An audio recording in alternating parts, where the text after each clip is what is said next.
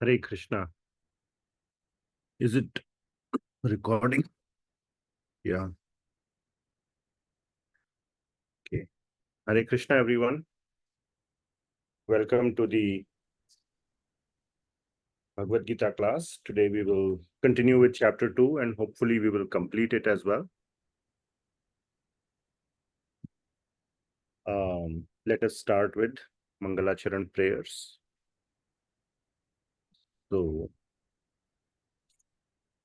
I will share my screen. It is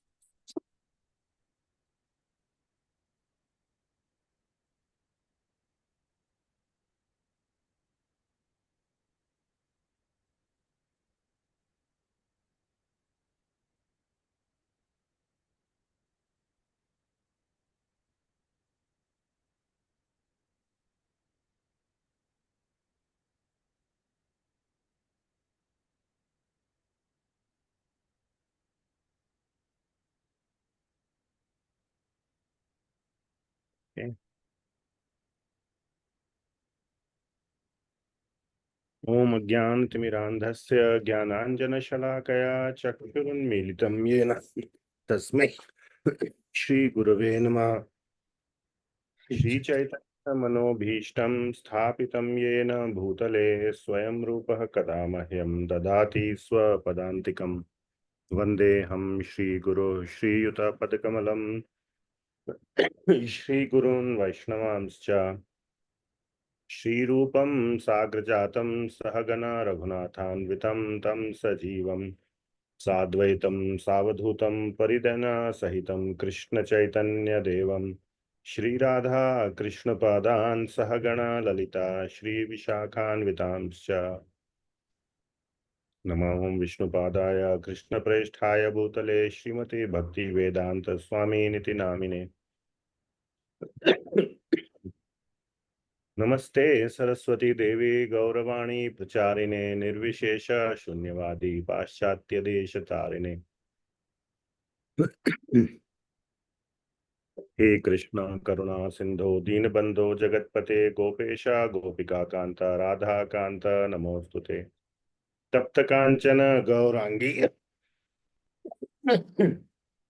Radhe Vrindavaneshwari वृषभानुसुते देवी प्रणमामि हरिप्रिये वाञ्छकल्पतरुभ्यश्च कृपा सिन्धुभ्य एव च पतितानां पावनेभ्यो वैष्णवेभ्यो नमो नमः।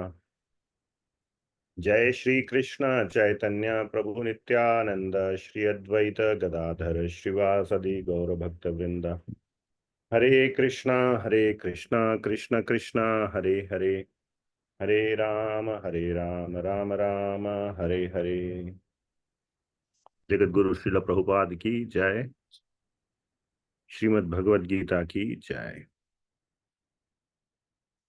So yeah, before I get started, I wanted to share that we have two wonderful devotees here with very, very beautiful names, Raj Vidya Prabhu and Ragatmika Mataji. So you can see there, he's joining his hands. So they were Raman Prabhu and Roma Mataji earlier. They just joined the Bhakti Shastri from Bhagavad Gita onwards. So recently, and they live in Varanasi. And they were recently, they received diksha. And that's a very, very important step in the spiritual life. So they received diksha from Sri Srimad Rumpad Maharaj in Haridwar during the yatra, and received very wonderful names. Raj Vidya Prabhu, as you know, Raj Vidya is comes in Bhagavad Gita Chapter 9 verse 2, Raj Vidya Raj Guhyam. So Bhagavad Gita is considered the king of knowledge. So he will embody the Bhagavad Gita and be a walking example of the king of knowledge, Bhagavad Gita. And Ragatmika Mataji, what a wonderful name. So Ragatmika devotees are the Vrajvasis who are fully, completely absorbed in love of Krishna. And those are the devotees that we are supposed to follow in the footsteps of. and develop their mood. So Ragatmika Mataji is embodying that as well. So I'll post a message on the group as well. Because of the travel and everything, I could not. And then another, I hope I'm not forgetting anyone else who received Harinam Diksha recently. Please correct me if I'm wrong, from our Bhakti Shastri group. But then there is Brahman Diksha. So we have Krishna Murari Prabhu. Is he here? I don't know. I can't see from the list of. So he received, I don't know if you all remember, along with Chaitanya Chandra Prabhu and Harsharani Mataji. And who else? I forget. Recently, he received, and Archi Mataji, yes, and Padyavali Mataji, that's right.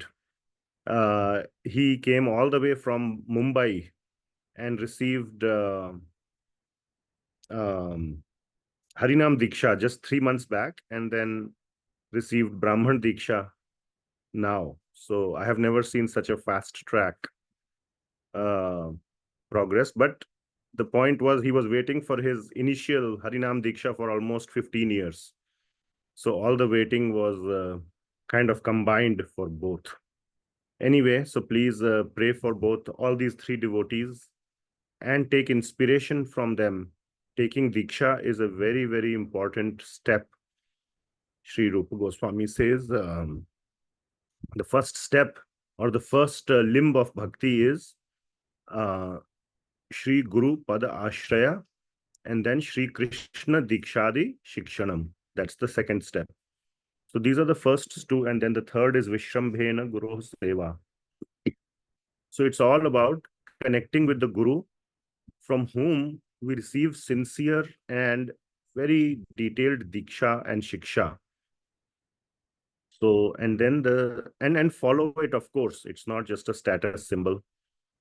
So these are the processes described by our previous acharyas. So, please take it very seriously and implement it in your lives sooner or later. Better sooner than later, because we never know when it will be too late for our life. Okay, so let us resume our Bhagavad Gita discussion. So I will share the slides.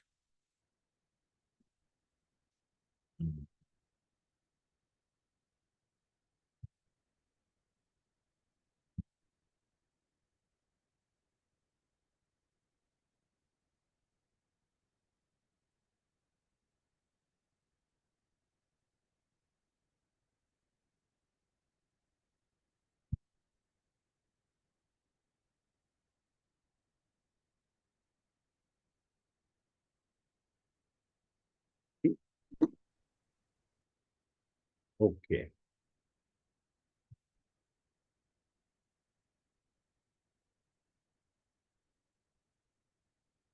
I hope you can see the slides.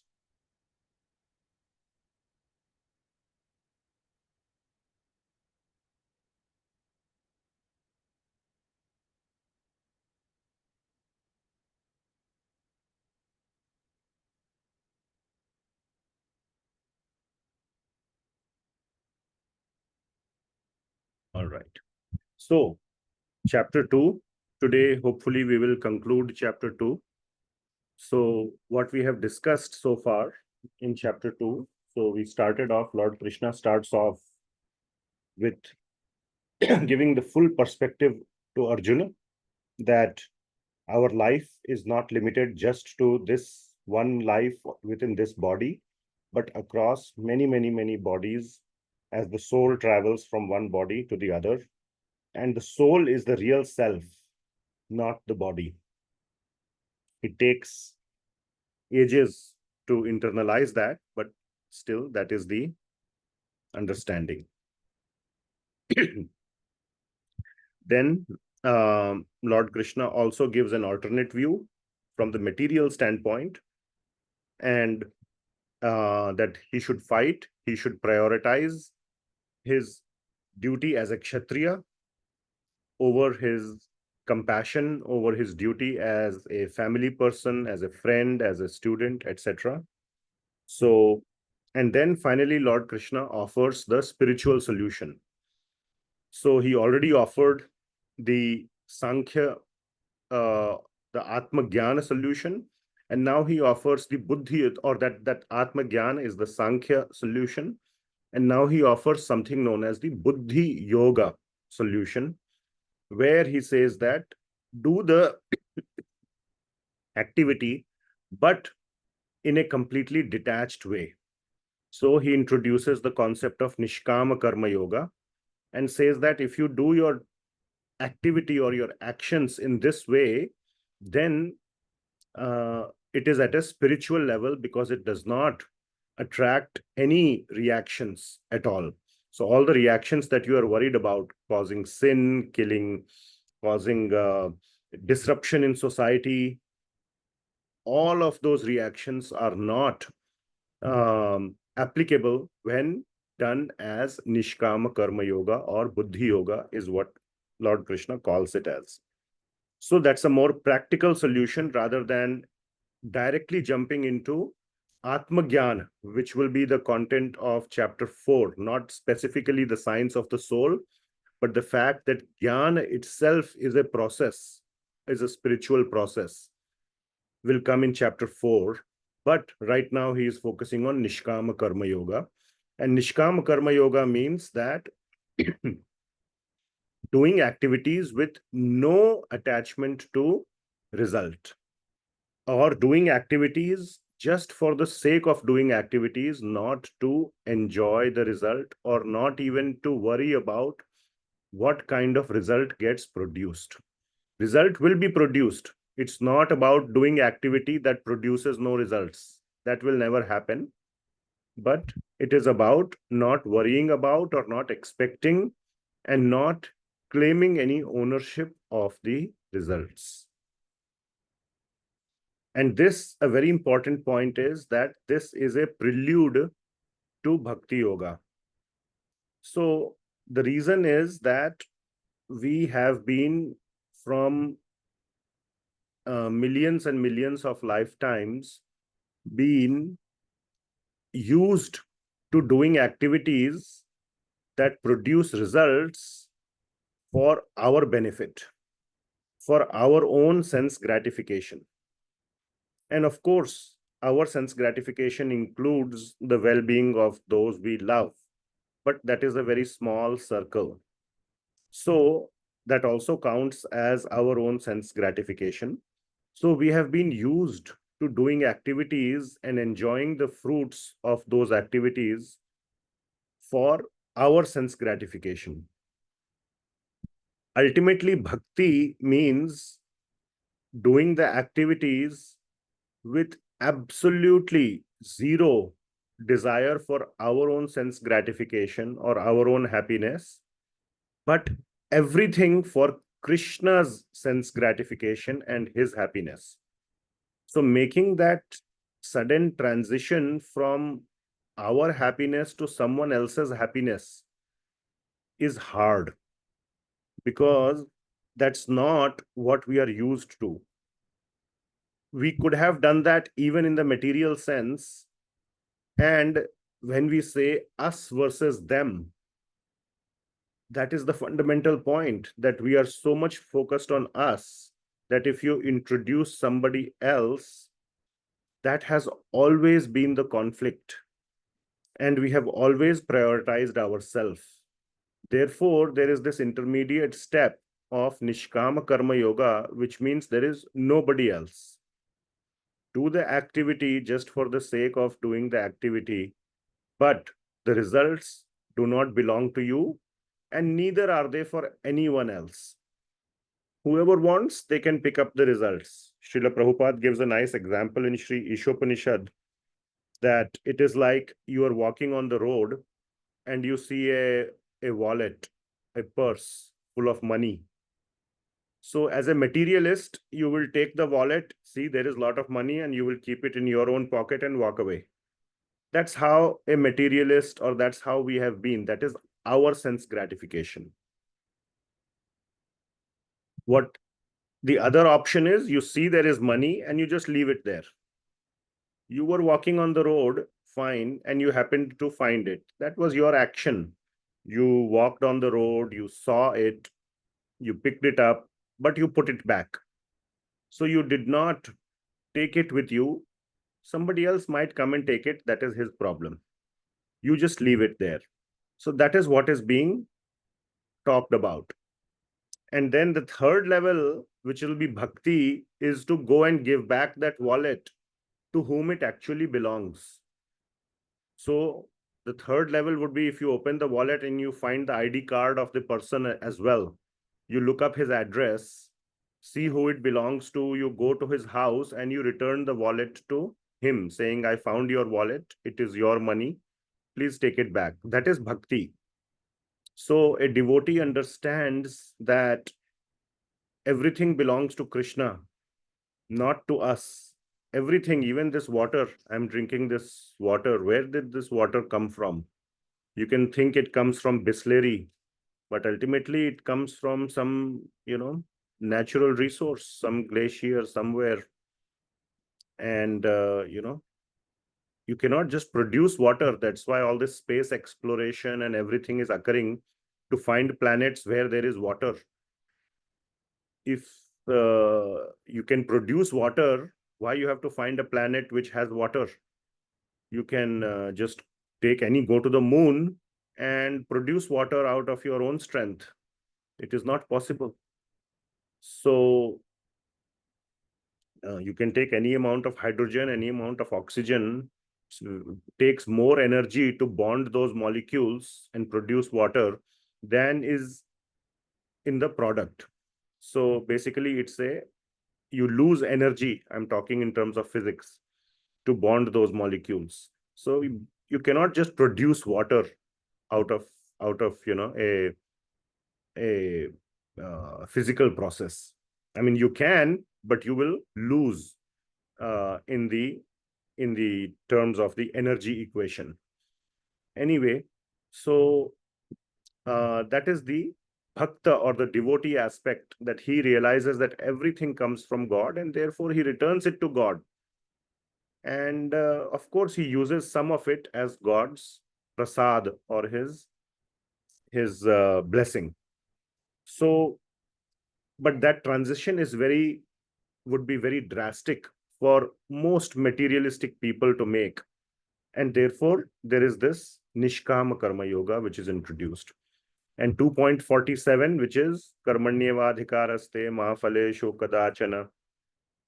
That verse is the central verse for Nishkama Karma Yoga, which says that be committed to doing your actions, but you have no right. Don't think you are the cause of the result. And for that reason, don't have any claim on the result either. So just be attached to doing the duty itself. And so that is the end of the section that we covered last time. So now we will start the next section. So in the last, 10 minutes, I gave a summary of what we covered so far. All right, let's see. Shrikar Prabhu, you can ask the question. I think you can unmute yourself. Hare Krishna Prabhu, can you hear me? Yeah. Hare Krishna Prabhu, thank you so much. In your last lecture, I believe you mentioned the difference between Nishkama Karma Yoga and Bhakti Yoga, being for Nishkama Karma Yoga, we actively have the desire to improve our spiritual progress, whereas in Bhakti Yoga, everything is for Krishna. Is that the correct understanding? Yes. Okay, so basically, obviously, in my And the essence is, I think the way you phrased it, again, this is the difference between speaking and writing. Right. The emphasis on the word that you want to put can be done in the speech. So you said Nishkama Karma Yoga is Like the desire. For spiritual progress. Somehow I sensed that the focus was on spiritual progress, but the other focus is our spiritual progress. I will make spiritual progress. So far, I was making material progress. I'm dramatizing it a little bit as well. Yeah. But I'm just saying, I was making material progress. Wow, the spiritual thing seems to be a little more advanced than material. Let me make spiritual progress. So there is that element of I or me or my benefit still there, even in all other processes other than bhakti. Now, even in bhakti, sometimes it can be there where one may think, I am a great devotee of Bhagavan. It's like, I am the personal assistant of the king, or I am the personal assistant or whatever chief of staff of the president. That also is a high post. So even such a feeling that I am a devotee of the Lord is detrimental to bhakti. Real bhakti is, as you will read in Srimad Bhagavatam in the very advanced areas, or in Bhakti Rasamrit Sindhu, real bhakti is title-less, completely title-less. And more so, real bhakti is performed completely behind the scenes. Nobody even knows that you are doing any act of bhakti. That is considered to be the highest bhakti. And when you are doing acts of bhakti, it is not even for Krishna. Now, how can bhakti be done, acts of bhakti be done, which are not even for Krishna? Then who are they for? Bhakti is all about for Krishna. So, Sri Rupa Goswami describes in Bhakti Rasamrita Sindhu, and Sri Vishwanath Chakravarti Thakur explains in the commentaries that the highest level of bhakti is to serve the devotees of Krishna. So those who are serving Krishna directly, we can never get there. I mean, we can, but we should never aspire to directly serve Krishna. We should aspire to serve those who are serving Krishna completely in the background, without even, of course, Krishna will know he is God, but without even trying even one bit to be known that you are doing anything even indirectly to serve Sri Krishna. That is the highest bhakti.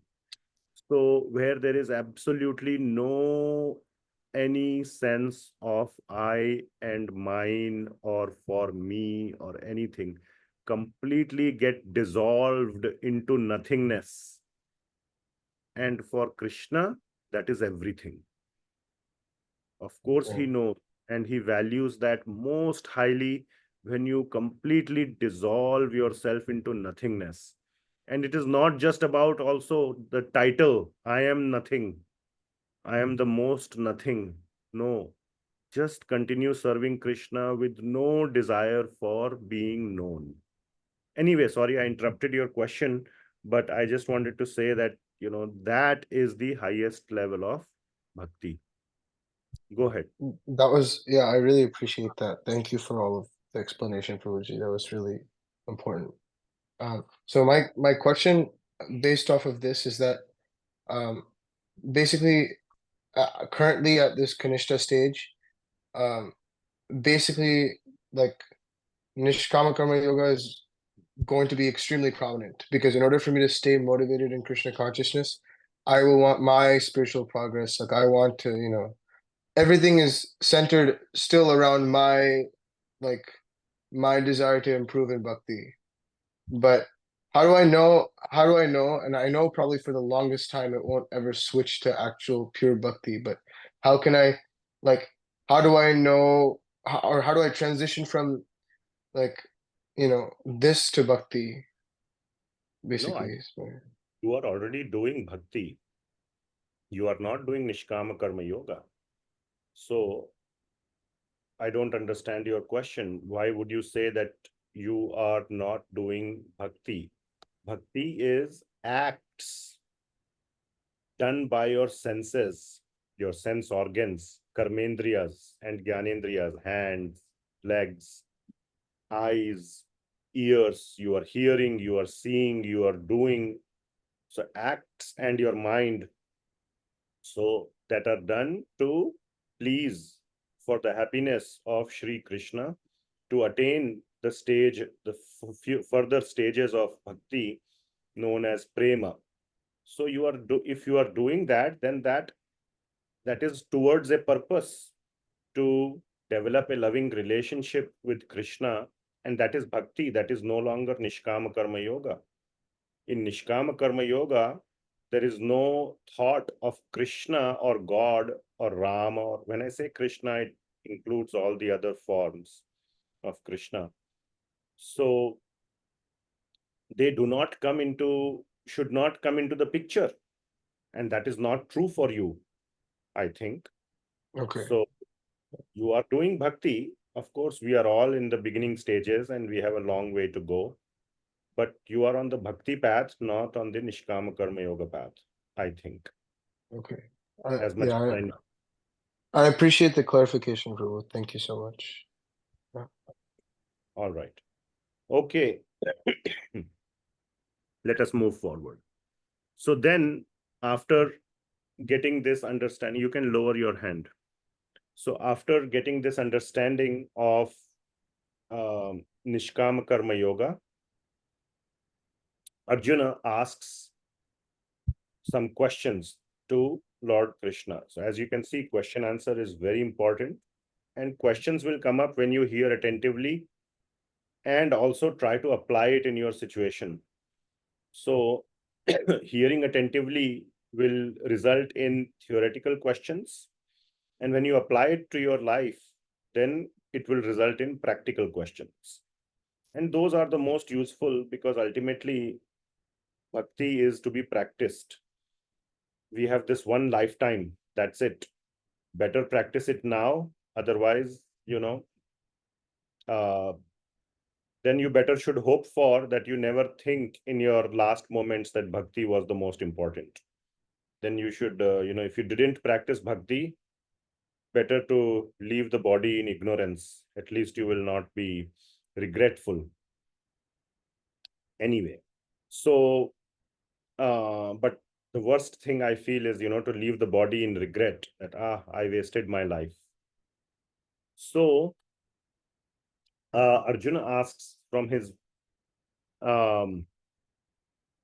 again, now Arjuna has no time to practice here, you will say, because this conversation is happening so fast on the battlefield. But he is constantly analyzing, if I were to do this, what would be the impediments, the problems. And he is already asking Lord Krishna while he is having the time before the battle to ask all these questions.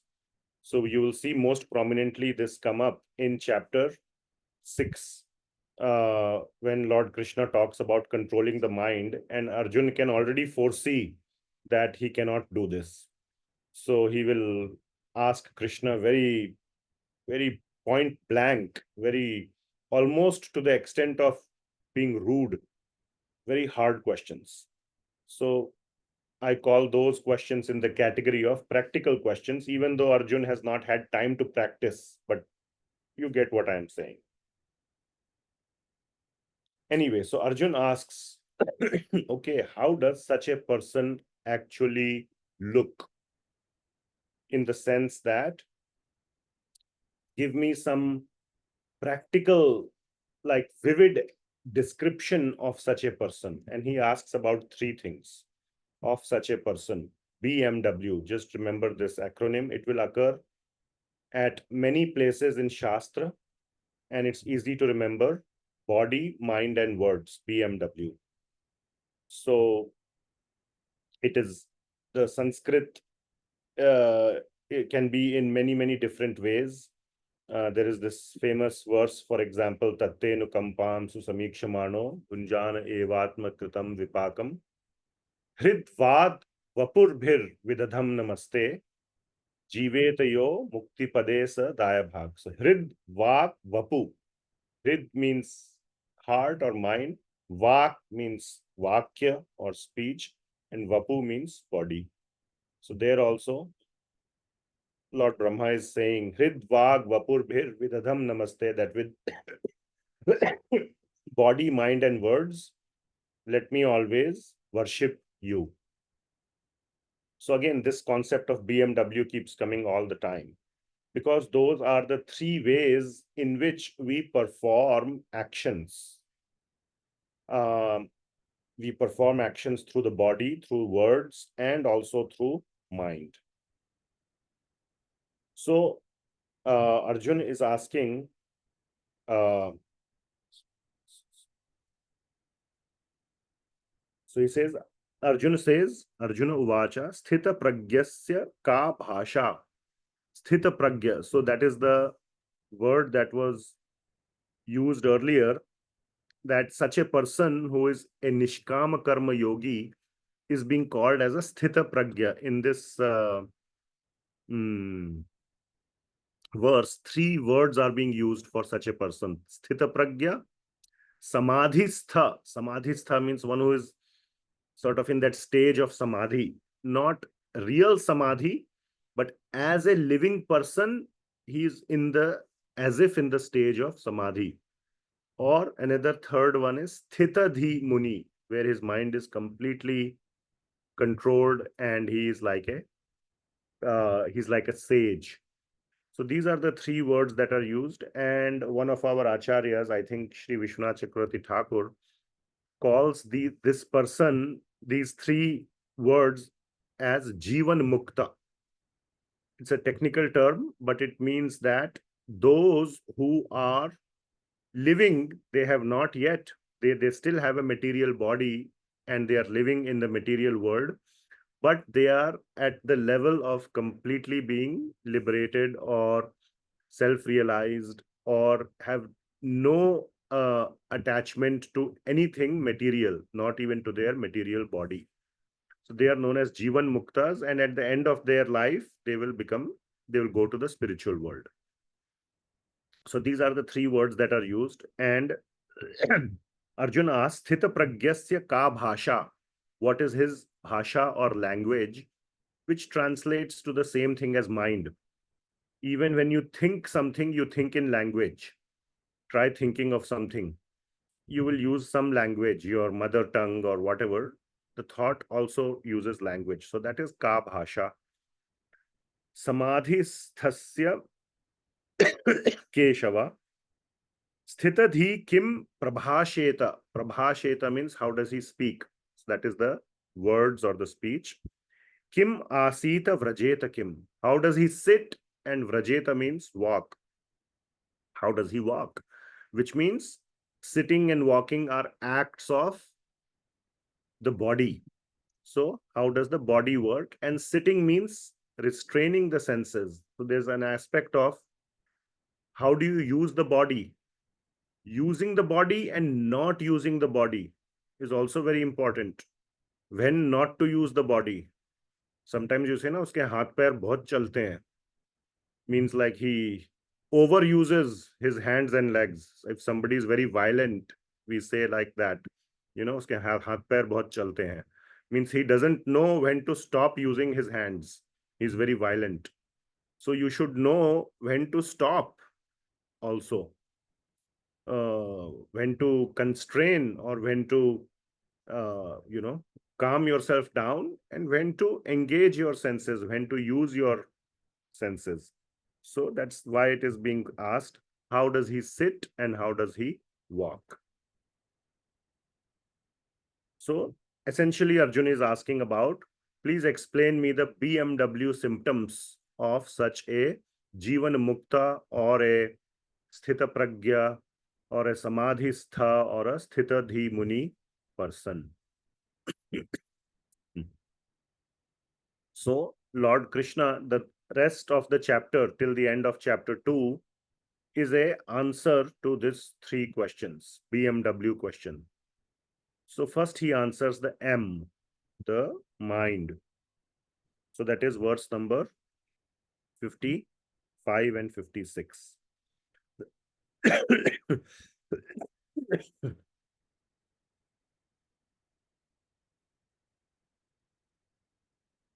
So, one second.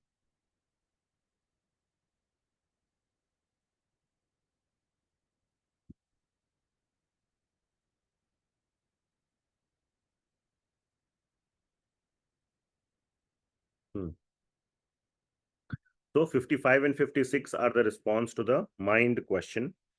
And there, Lord Krishna says that there are two answers. The first or two aspects mainly described in 55 and 56.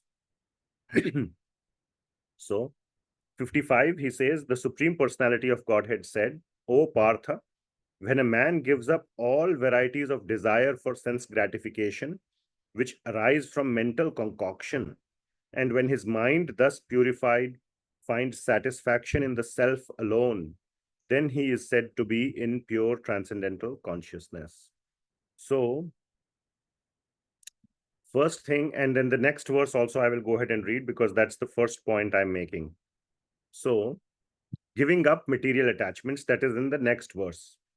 One who is not disturbed in mind even amidst the threefold miseries, or elated when there is happiness, and who is free from attachment, fear, and anger, is called a sage of steady mind. So, a very important line here in 56. I hope all of you have your Bhagavad Gitas with you. I have today since I'm traveling, I have my Veda based Bhagavad Gita with me. So, I have my digital Bhagavad Gita here.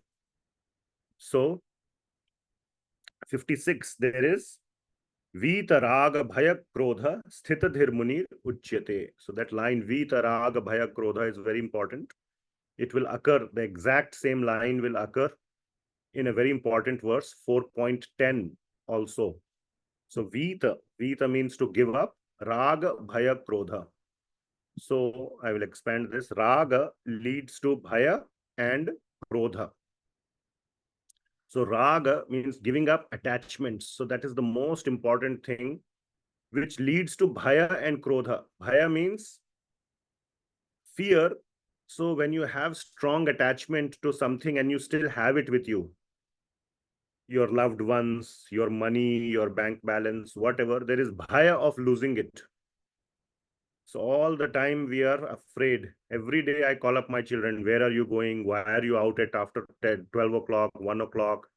What are you doing? In college, they are, they don't. So these days you can do location tracking, and I'm in constant anxiety as to, what they are doing. Are they safe? So there is bhaya out of attachment, out of raga. Raga means attachment.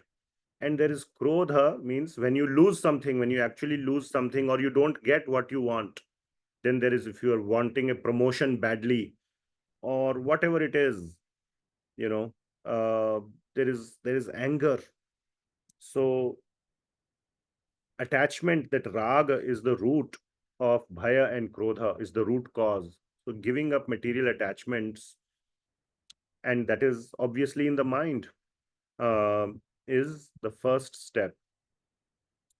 Then the second step is to give up mental concoctions. That is mentioned in the 55th verse in the previous one.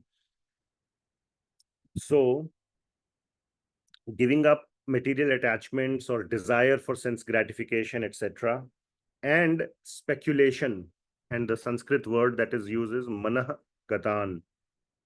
So mana gatan means the mind wanders and says, if I do this, I will become happy. Then it generates more and more avenues for happiness.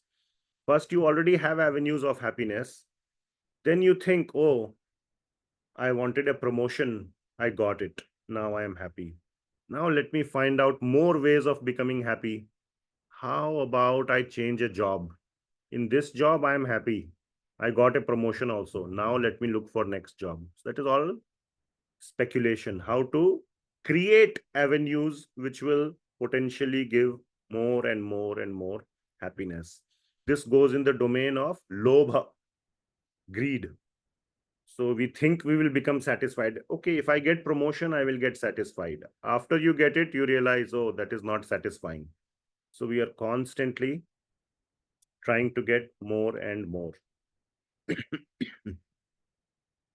And then finally, Lord Krishna says that the higher level, identifying our spiritual identity.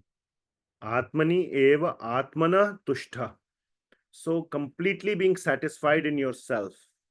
So for that, I am saying that to be completely satisfied in yourself, you must realize your spiritual identity.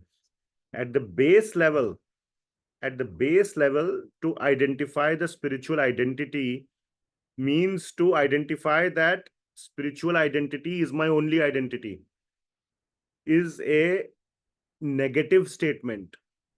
Identifying the spiritual identity means to clearly realize that bodily identity is not even my identity. So basically, giving up the bodily identity is the first step of identifying the spiritual identity. The next is to actually identify one's spiritual identity. And that we will go into in detail in Nectar of Devotion. And those of you who have done Nectar of Devotion already, or Bhakti Rasamrit Sindhu, we have discussed that one realizes that in what mood one wants to serve Krishna, whether as most will come to the conclusion, I want to serve Krishna as a servant now, or to do service for Krishna, to do some seva for Krishna. So then there are multitudes of spiritual identities, and that gets firmed up based on one's sadhana, one's absorption in the devotional practice. That spiritual identity evolves. That's a very advanced topic, and we can take it up later. So, but that becomes bhakti, because then it is service to Krishna. Right now, at the Nishkama Karma Yoga level, it is simply to realize that I am a spiritual living entity, and therefore this bodily identity is not even my identity. So that is the meaning of Atmani evatmana tushtaha. Tushtaha means being completely satisfied in that realization. And finally, equipoised in mind. So neither interested in, that was there in the 5th verse again, dukkheshu anudvigna manaha, sukheshu vigatah spriha. So vigatah spriha means not interested, and anudvigna manaha means without being agitated. So in dukkha, or in misery, not being agitated, and in happiness, or not being interested in happiness, or if happiness even comes, okay, it's fine, not being like, oh, I hit the jackpot. So that is at the mind level, how this person behaves. Then comes at the speech level. So more on this will be there in chapter 6, or in the next will be the W in the BMW, or the words or speech. This one is more simple, and 57. What it means is that from the previous verse, we understand staying equipoised in the mind. So how does that connect with the speech? Very simple, match the speech with the mind. So the speech reflects the state of the mind. So what it means is that one is not very vocal about his happiness or success. He doesn't go around advertising and, going, you might have seen some people, you can't have, if they get something, if they are successful, they will make sure you hear about it through 10 different means, 10 different times. It will be all over the place. And some people are also there, if you know that they are undergoing some misery, everybody will know, and they will make sure that, and it's not like to ask for help. It's just to share, oh, how unfortunate I am, how, the whole universe is conspiring against me, or maybe even not that, not as a blame, but why is it happening? Whatever may be the emotion, whether a complaint or a whatever it may be, or just I am so unfortunate, or this is happening to me. I pray such a thing never happens to you, so and so on and so forth. I remember one devotee um, uh, who was not financially very well, and he one time lost his job, and for 6 months he didn't have job, and then he even got a job later. I came to know after all that happened, and he was a very close friend. I went and asked, you never told, you went through all this hardship. And his answer was so nice. He said, why share with everybody? It will make my friends anxious about me. They will, my friends will become anxious for me, he said. What a nice statement. He was caring for that I shouldn't become anxious for him while he was going through all the hardship. So that is, the symptom of sthithaprajna. So, don't go around sharing,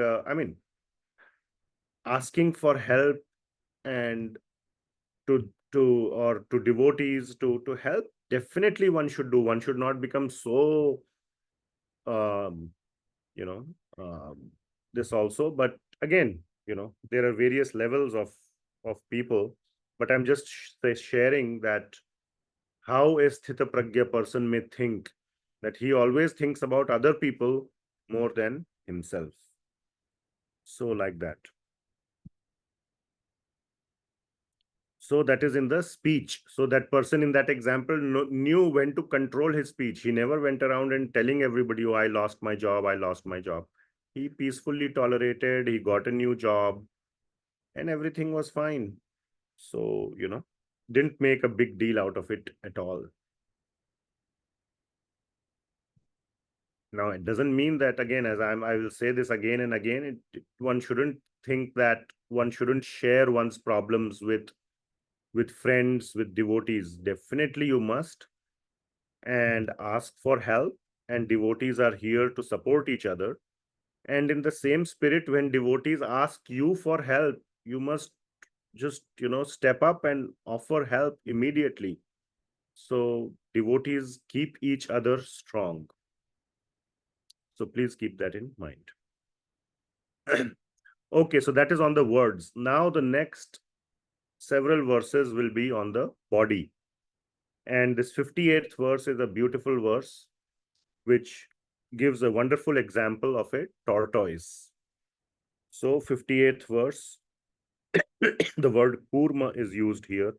One who is able to withdraw his senses from sense objects, as the tortoise draws its limbs within the shell, is firmly fixed in perfect consciousness. So,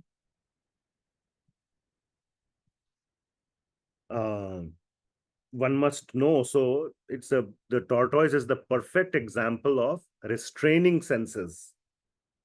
So, as you can see, tortoise has been given special defense shield. It's whatever outer shell. So, whenever now the important thing for the tortoise, see, we also have a defensive shield. Who can tell me what is the human defensive shield? Tortoise has a physical shield. You can knock on it. It's almost as hard as stone. What is the human defensive shield? You can raise your hand, or it's a one-word answer. Yes, Ashish Prabhu. So it could be the Buddhi. Okay. Kaya Mataji. I was thinking it was unconsciousness, like when Okay. we fall unconscious, when we become traumatized. Okay. Anybody else? Okay. Yeah. Disconnecting our senses. disconnecting our senses. Okay. I saw Rajvidya Prabhu raise the hand, or was it Ragatmika Mataji? Mind control. Mind control. Okay. Yes, Rajesh Prabhu. Yeah, that's what I mean. Controlling the senses is what I was thinking. Okay. Arnab Prabhu. Ego. Ego. Okay. So the right answer is intelligence, Buddhi. Because ultimately the mind control and all those things, or consciousness, ultimately the decision that one makes comes from the intelligence. So our intelligence is our defense shield. Anyway, so I will come to that. But for a tortoise, he doesn't need that much intelligence because he knows what is danger. Either he is looking for food or he is preventing himself from becoming food of somebody else. That's the only binary choice he has. I want food and I don't want to become food. So whenever he wants food, he will take out his senses, move around, look for food. And when he senses danger, which means somebody is trying to make me the food, he will restrain. So that's a very simple level of intelligence. But the main point is to sense danger. A large part of the next several verses will be based on this. And please, right now, this is one place where you can start applying Bhagavad Gita from this week onwards. Okay. You know what they call CIA intelligence failure, right? Sometimes, I don't know, whatever, some terrorist attack happens or whatever presidential assassination attempt happens. What do they call it? Intelligence failure, isn't it? The intelligence failure of the decade or whatever. So please identify the intelligence failures in your life when your intelligence failed you. And what it means is that it could mean several things. We'll talk about it actually. I don't want to, I mean, that is the discussion which is coming up now. So our intelligence is our shield. So what it does is that, so first thing,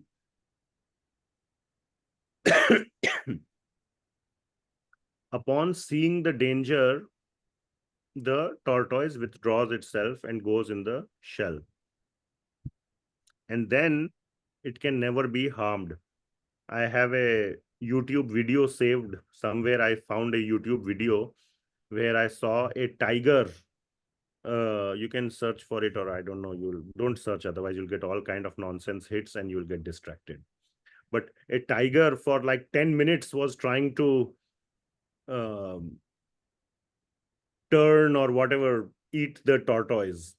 And he kept like doing this and that and that and that. And tortoise was just sitting there and he couldn't do anything. And finally the tiger went away. So imagine the tortoise was able to save himself from the mighty tiger. So such strong protection the tortoise has. The only thing is he has to use that protection at the right time. Even if he's a little bit late, then game over. So for us, the learning is to stay alert about surrounding dangers. And for us, it is not tigers and all that will come. It will come in the form of Maya. It will come in the form of our desires for sense gratification.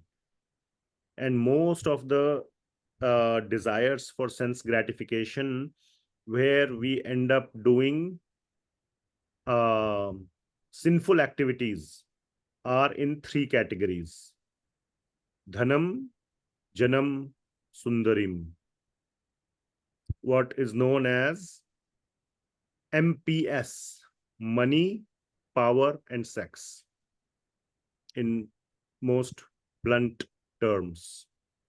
So always look out for these um, dangers. So I was giving a talk the other day, somebody to a group of newcomers here. Somebody asked, so many people are doing fraud and bad things and they are happy in life. No, I don't see any consequences. And so why can't I be like them? I might also just, why not enjoy life? And so I gave some answer anyway. So the point is that so easy to get allured by looking at other people. It's just, bad examples are just around you in Kali Yuga. Not in general, in material world, there are bad examples around us, but Kali Yuga is just special. So we are immersed in the swimming pool of bad examples. So dangers are all around us. The key is to be able to identify them, and that is where intelligence comes in. Once we are able to identify, we have all the tools to protect ourselves. That is no problem. We have developed those tools, but we must know that we too need to use them. If you are doing whatever, some browsing, and you see some bad website, immediate temptation will be to click. The controlling of the senses is to just close it. Just completely close that, close the device, whatever, just go away and do something else. Don't give in to the temptations of doing things which will take you away or take your consciousness and your spiritual energy away. So we must know how to identify dangers. That most of us know how to identify, but the most important part is that we get allured into the temptation. And that is where we must stop ourselves. So that is what is being said in 2.58, that one who is able to withdraw the senses. If the tortoise thinks, let me play with the tiger little bit, 2 minutes I will play with the tiger, then I will go in my shell. Then that is game over. So don't try to play with fire. 2 minutes, just 2 minutes, then I will close it. So that 2 minutes will never happen and game will be over. All right. So that is 2.58. Now, 2.59, very, very, very important verse.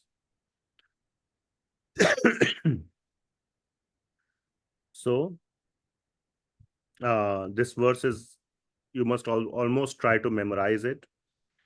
Vishaya vinivartante niraharasya dehinaha rasavarjam rasoapyasya param drishtva nivartate. So, though the embodied soul may be restricted from sense enjoyment, the taste for sense objects remains. So what this verse is trying to say, before I read the second half of the verse, is that it's not so easy to give up sense gratification, isn't it? Whatever I said in the last 5 minutes, many of you might be thinking, easier said than done. Correct? How to actually do it?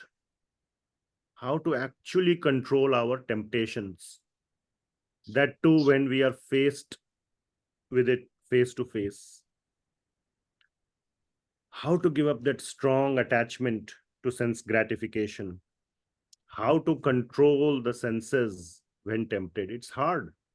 Yes, Bhagavad Gita says, and Prabhuji came and repeated And Prabhuji himself is not controlled in his senses. How can I control myself? So all these things, you offer 2 gulab jamuns to Prabhuji and then that's it. End of story. So senses are very strong, very, very strong. So in this, what this verse is saying that Lord Krishna is giving a very powerful formula for controlling the senses, and that is, he's saying no need to control the senses. No need to give up attachments. What? No need to give up attachments? Yes. The last line, param drishtva nivartate, means develop a higher taste. When you develop a higher taste, then the lower taste will already be gone. Okay? It's like, you are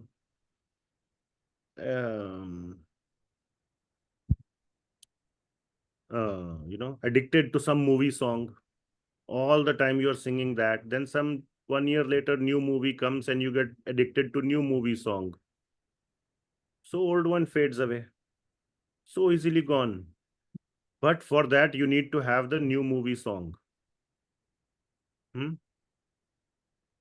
And a more gross example these days, one may be attached to one girlfriend. And how will I live without you? Cannot live and all that. 2 years later, new girlfriend or new boyfriend. Old one is gone. So easy, isn't it? But to be able to give up the attachment to the old one, you need the new one. That is the problem. So where to find the new one? And that is the solution, that new attachment is the spiritual attachment. So Lord Krishna is now, even Krishna Chakravarti Thakur writes, the rest of this chapter is Bhakti Yoga. That is why chapter 2 is called Summary of the Gita, or contents of the Gita summarized. So rest of the chapter is Bhakti, that you develop attachment to Krishna. So make Krishna, so to say, I'm saying it in a funny way, don't get me in trouble, but make Krishna your new girlfriend or whatever, boyfriend, whatever, get attached to Krishna, become addicted to Krishna. All other addictions will get removed. And this is a good kind of addiction. So many people ask, oh, Prabhuji, you said we must have no attachments. I have to correct them. No, I never said you should have no attachments. You should have no material attachments. Spiritual attachments are encouraged. And what is the one and only spiritual attachment? Shri Krishna. So, and that is bhakti. So, being attachmentless is not the goal. It is about converting our material attachments into the higher attachment, param drishtva nivartate, a higher attachment, which is attachment to Shri Krishna, and then all the previous attachments will fall away. And again in Bhakti Rasamrit Sindhu, or Nectar of Devotion, there are many ways of developing spiritual attachment, but there are 5 most potent ways of developing this attachment to Shri Krishna. 5 ways are given, very, very powerful ways. And they are Nama Kirtan, or taking the name of the Lord in a musical way. Start off with musical and continue with musical. Mirabai was always musical. She always had her, even Narad Muni is always having his veena. So Nama Kirtan, Sadhu Sangha, associating with pure devotees, Bhagavat Shravan, absorption in studying Srimad Bhagavatam, Mathuravas, staying or visiting holy places, and Shri Murtira,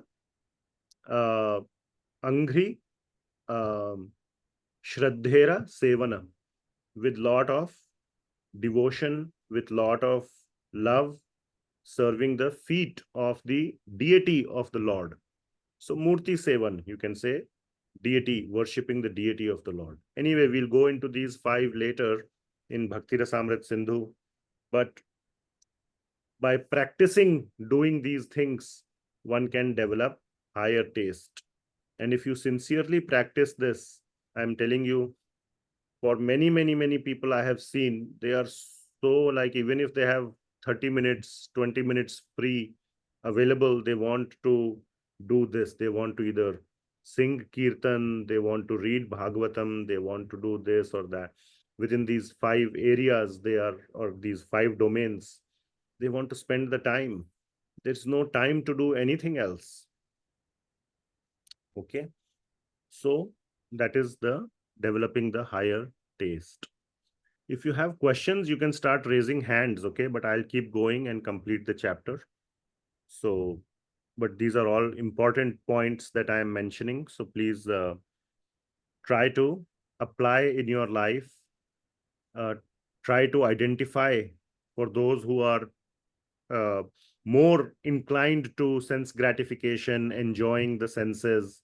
Again, MPS, remember those 3 areas: money, power, sex. Dhanam is money. Power means janam. Power means how many people follow you. Ultimately, power means how many followers you have. You know, even in the olden days, the Romans also, the Roman mob was the controller. So it's always the strength in people is the real strength. So janam and sundarim means sex. And out of these 3, for in this world, in today's more controlled society, the third one is the most powerful. You cannot have many followers or many people who we are not in that kind of a mob. We don't live in a mob kind of society. Money, you can't, especially with all the controls and all, you can't do too much money fraud either. All these are controlled these days. On the society has developed in such a way that there is more or less legal controls on money and power. And therefore, they have left the third one uncontrolled. Go do whatever you want inside your bedroom. You can do anything you want with whoever you want. No restrictions. Yes, there are restrictions on, below 18 and child pornography and all those things. But beyond that level, it's open season. It's legally allowed by society. And it's not a good state of affairs for the spiritual consciousness of the society, of the children, of everyone. So that is the one that needs to be checked, because that is the one that is left uncontrolled. Of course, if there was no enforcement of money or tax fraud or whatever, everybody would be doing tax fraud left, right, and center. I mean, in many countries they do. In America, if they catch you for tax fraud, that's it. They'll end your what you say, your pretty much your they will only leave the breath in your body alive.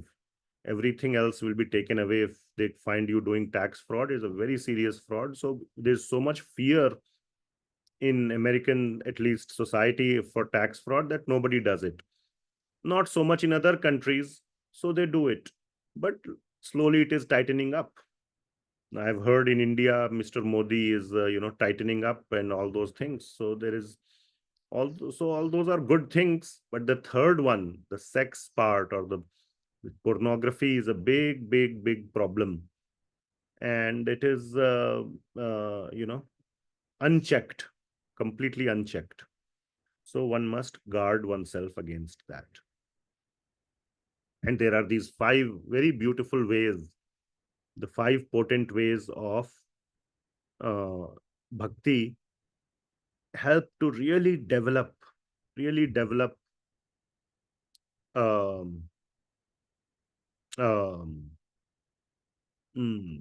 taste in spiritual activity. So, so please identify your intelligence failures. That's exercise number 1 in your practical life. And the second one, invest in,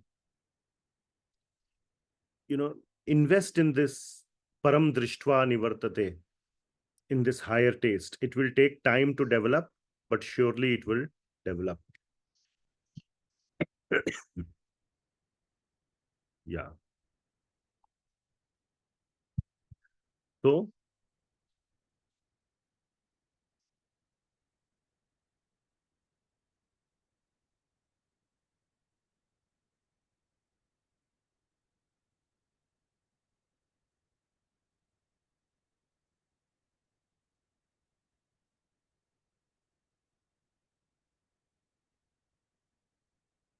I'm looking for, maybe I'm missing a slide here. Give me 1 second. I have to think about something. Yeah, this will come up later. Yes. So, Lord Krishna mentions, so 2.59 is the param drishtva nivartate.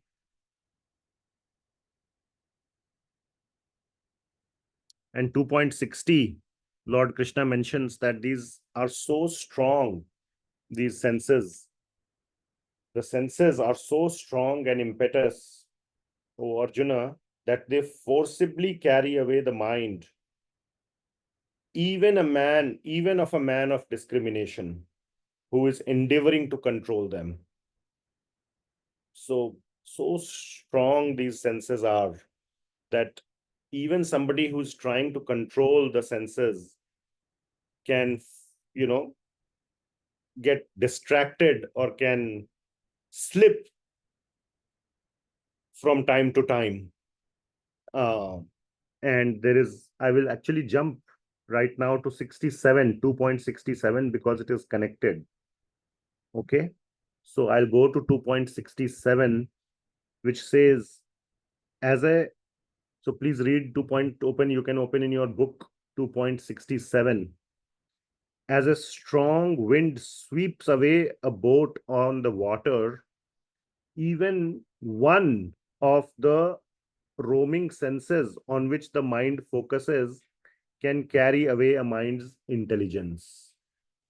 Even one sense that on which the mind focuses. So it's not like 2, 3, 4 senses have to take you away.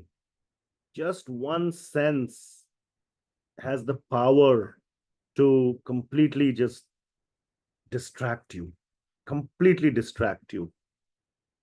And let me go to the slide where I have the description of 2.67.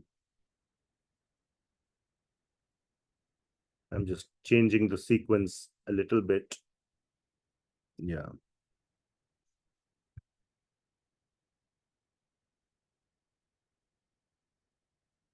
So 2.60. So just one sense organ is enough to sway you. As soon as that sense organ comes in contact with the sense object, that prior conditioning is so strong that, you will be powerless and you will be swept away. And there are so many examples from Shastra. What is the one of the most famous examples? Let us see who can tell. It should be the first example that comes to anybody's mind. Yes, you can shout. Vishwamitraji example. Vishwamitraji example.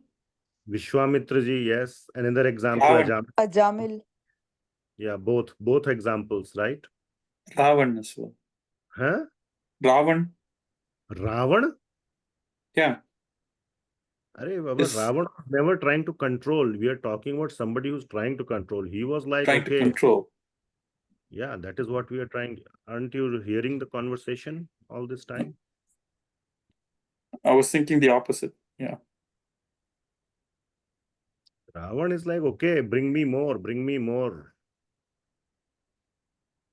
So he's not even trying to control.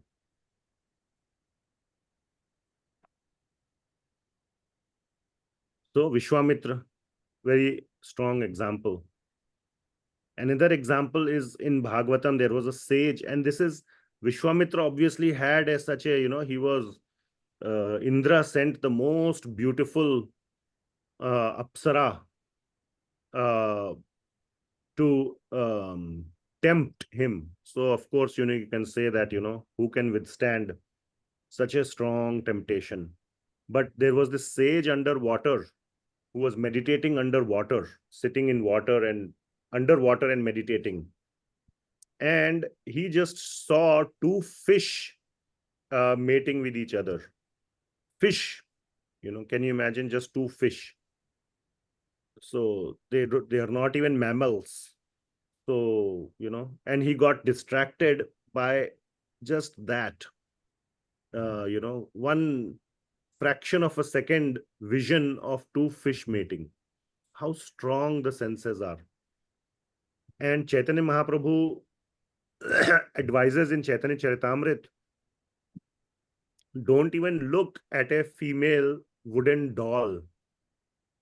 It can also, for somebody who is uncontrolled or who has not done enough practice and has not controlled his mind, even a doll can, or a toy or whatever, even a perfectly fine picture, it's nothing like, not provoking in any way, sensually provoking or anything. These days, everything is sensually provoking. And I'm in India right now. I feel the provocations here are more than America these days. So we are beating America in all ways, not just population or technology, but even in sense provocations. So, so many provocations.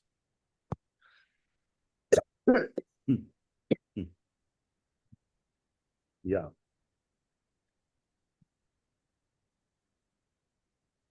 Prabhuji, how about Bharat Maharaj seeing the deer? Yeah, but that was not That's a provocation.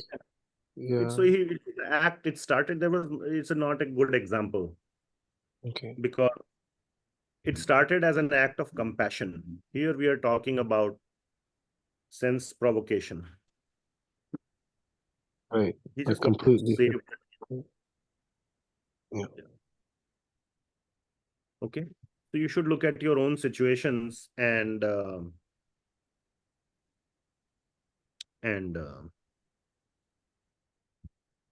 evaluate. Okay. So let's go back. Yes, Ram Prabhu can ask a question. I'll go back. Namaste. Namaste, Guruji. So, if senses cannot be controlled, and even the most, some of the examples, right? Those who had the most control over their senses, even they couldn't control the senses. And earlier you said intelligence is the only way to protect your senses. Is intelligence really doing anything? Because even with highest level of intelligence, you cannot control.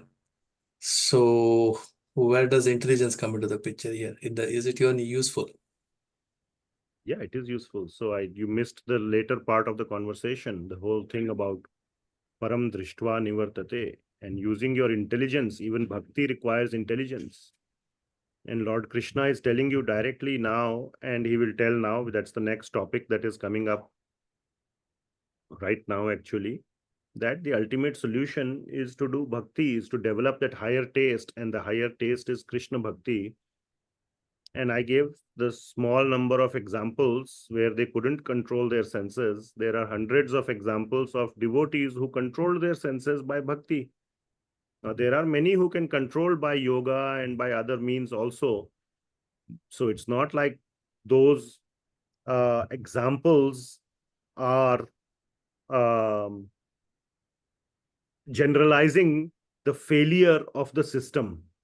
They are just pointing out the defects in the system and the fact that if such strong people couldn't control, we must not, if there is another alternative, we should try to opt for that. Okay. So just because Vishwamitra got swayed doesn't mean you will get swayed. It is just showing that the system is not perfect. And Vishwamitra, if I don't know, if some ordinary girl went, he might not have got swayed. Imagine who went to Vishwamitra. The topmost Apsara of Indra. So he sent the nuclear weapon, so to say, or the whatever, the most strongest ammunition that Indra had. He used that, and that caused Vishwamitra to get swayed. And the point is that these items or these things make headlines only because they are so rare. If a plane crashes, on which page of the newspaper it will come? Please tell me. Front page. Front page. Why not on the 5th page? Because it's a rare event. It's a very rare event, extremely rare event. If plane crashes happen every other day, they may not even be reported. Now, then the next question is, do you still travel or fly on planes? We do. Yes, we do. So just because some plane crashes have happened, we don't abandon that system. We still use it. Yes, every time the plane takes off, I pray to Bhagavan that, we land safely, and I'm sure everyone does as well. So we know the flaws in the system, but we use it. So in the same way, these are to show that this system is not perfect. But what is the point that is being shown is that there is a better system available. And it is much easier, and it is more reliable. And when we come to that, I will give you examples of hundreds and hundreds of devotees who are easily able to tackle any kind of sense gratification or temptation. And to do bhakti, we have to use our intelligence. Absolutely, you have to use intelligence. Some intelligence is needed. At least the amount of intelligence that is needed is I need to prioritize bhakti over other things. That the fact that is the most important aspect of my life also is a decision made by intelligence. So saying that, what's the point of all this if intelligence is also not used, that's not valid line of questioning. Okay. So the point here is you have to use your intelligence to develop bhakti. Is that the point here? Yes, to develop bhakti and to practice doing bhakti on a regular basis. Okay, thank you. And I told you 5 ways of doing bhakti in today's class itself. Thanks. And bhakti is never to be done mechanically. It is to be done sincerely, with a sincere absorption of the mind, or at least an attempt to absorb or to invest the mind in the activity that you are doing. So mind and body, all 3 mind, body, words, all 3 need to be used. All limbs of bhakti, all 5 include all 3, the use of all 3. I'm not going to do a 5x3 matrix here, but you can do the analysis and you will realize all 5 limbs of bhakti will engage all 3 BMW aspects. So please analyze that, realize that, and if it makes sense to you, you should implement it in your life. Okay. Okay. So, now I'm getting nervous about finishing the chapter.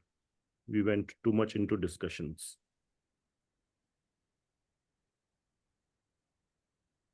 Okay, 2.61.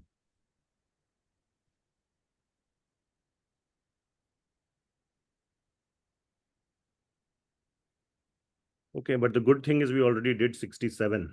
So I won't spend time on 67. All right. 61 is a very important verse because this is bhakti. So now the next several verses will be bhakti.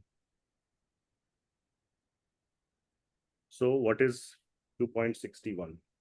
Tani sarvani samyamya yukta sita matparaha vashehi yasyendriyani tasya pragya pratisthita. One who restrains his senses. So you must you must do your part, restrain your senses, keep them under full control. And the most important new line, restraining the senses, controlling the senses, are part of other verses also so far. So that's not something new that Krishna is coming up right now in this verse. The new aspect of 61 is yukta asita matparaha. That one who is fully engaged, yukta asita. And asita means, and matparaha. So let me deal with matparaha means mind engaged in me or taking my shelter. Matparaha. Mat means is the root is mama or ma means me. Who is speaking here? Krishna is speaking. So taking my shelter, matparaha, or considering me to be the supreme. That is bhakti. When we consider Bhagwan to be supreme and take his shelter, that is essentially bhakti. So in this one line, a hint of bhakti is given. Full details of bhakti will come in later chapters. So, but this is the hint of bhakti in chapter 2. And yukta asita, if you remember, kim asita vrajeta kim. How asita means sit down. So which means the external senses are controlled. And one is focusing on Krishna. So ultimately, bhakti is in the mind. Ultimately. Because Bhagwan doesn't need us to do things.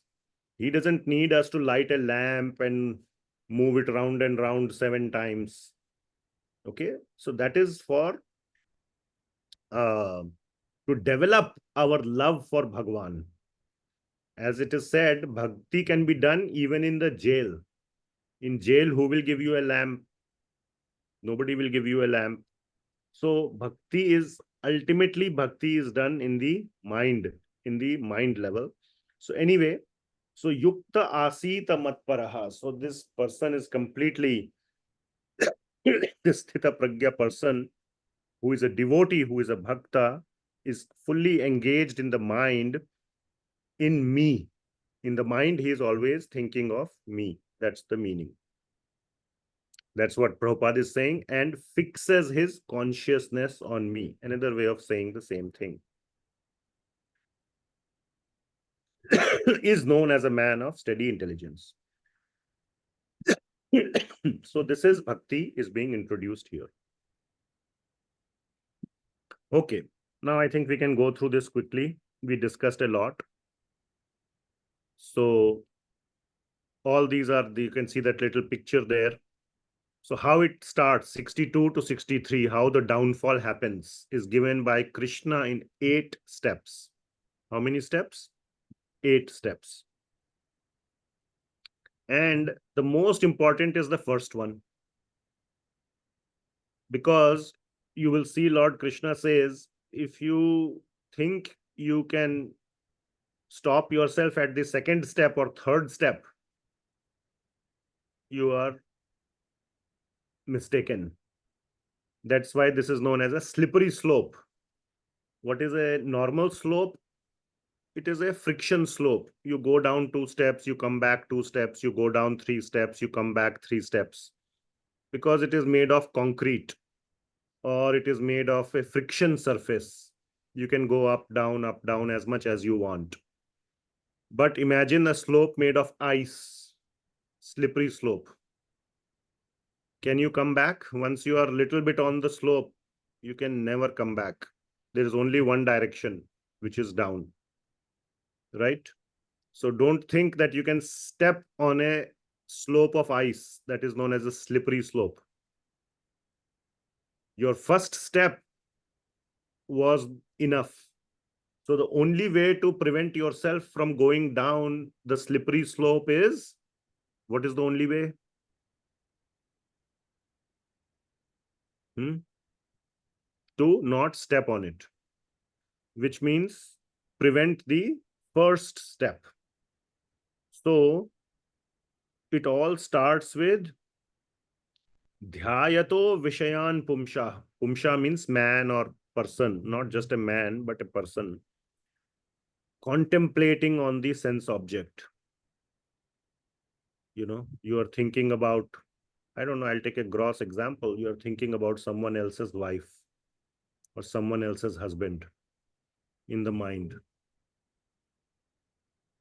And that is the downfall. Better to think about Shri Krishna. So one must develop the practice that whenever one has free time or whatever, the mind should go on Krishna. The mind should go on seva. And therefore, many devotees engage themselves in seva of Krishna that they are just too busy, If you give them 10 minutes, they always have things to do. This has to be done, this has to be done, this has to be. They're constantly engaged in seva of Krishna, and then all the thoughts, other thoughts don't even come. So I'll quickly go through this. So contemplating on the sense objects in the mind, just in the mind itself, nobody else will know. In the mind, I will think, I will, and then I'm not doing anything. I'm not taking any action. Who will know what I am thinking? Like that one thinks. And then one thing leads to the other, to the other, to the other, and the downfall happens. And that is what is being told by Shri Krishna. So the first step is the most dangerous. Dhyayato vishayan pumshaha. Then proximate association. Then you try to get some sangha. You try to get close association. Then there is a desire to enjoy.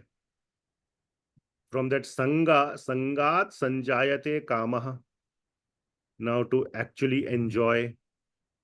And then when expectations are not met, or if they are met, then you want the next one, next one, next one, because it doesn't stop here.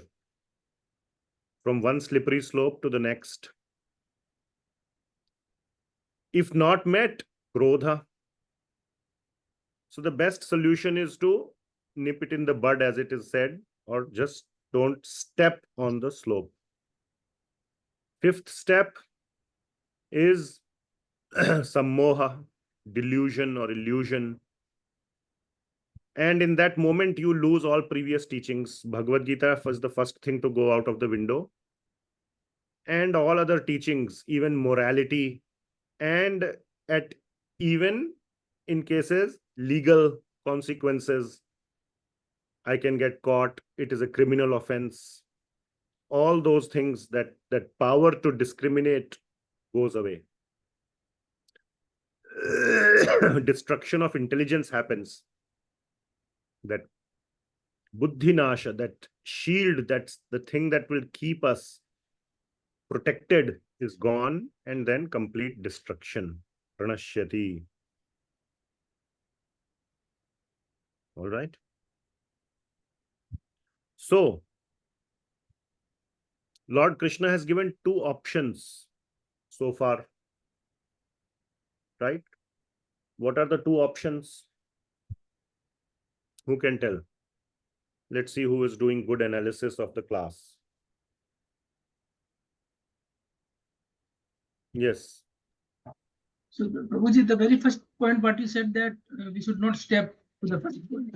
So we should not contemplate those thoughts or those objects in our mind. What is the other option? I'm The saying option- as a solution, Lord Krishna has shown two options. Leela Mataji. Prabhuji, developing a higher taste. And what is the other option? Like the other option would be trying to avoid, like forcefully trying to shut out and avoid everything. Control the senses. Yeah. Yeah, very good. So those are the two. Yes, Kaya Mataji. Okay, let's move. Fixing one's consciousness on Krishna. Yes. So those are the two options that have been shown so far that controlling the senses by our own strength and depending on Lord Krishna's mercy or his blessings. Now the question is, which one to follow? Okay. So in the 64th verse, we get the answer. So in the 64th verse, Lord Krishna says, but a person free from all attachment and aversion and able to control his senses through regulative principles of freedom can obtain the complete mercy of the Lord. Prasadam adhigacchati. Prasad means, we say prasad. Prasad just doesn't mean halwa or, whatever we get, mishri as the prasad. Prasad means that is basically an eatable item, but it is considered as the blessing of the Lord in the form of a sweet that you can, a edible sweet. But ultimately, it is the blessing of the Lord. That is the meaning of prasad. Prasad means blessing or mercy or a reciprocation of the Lord. That is the meaning of prasad. So, which one to follow? The answer is Krishna shows his mercy to those who make a sincere effort.